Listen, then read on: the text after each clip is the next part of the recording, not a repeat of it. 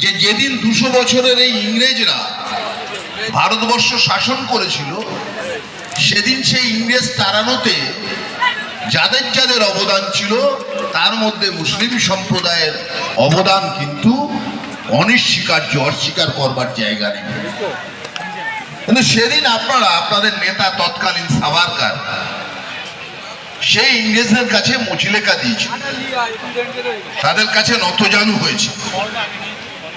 সুতরাং এই দেশ কে থাকবে আর কে থাকবে না আপনার মর্জির উপরে নির্ভর করবে না।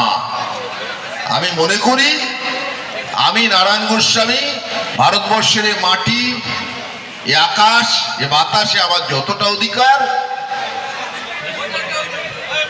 আরিফুলের ঠিক ততটাই অধিকার। এই দেশ, দেশের সংবিধান মানুষকে এই শিক্ষা দেয়। তবে আজকের দিনে আর অন্য কথা বলবো না। আমাদের সামনে পবিত্র ঈদ আছে আর কিছুদিন পরে। অত্যন্ত শান্তিপূর্ণ শৃঙ্খলার মধ্যে দিয়ে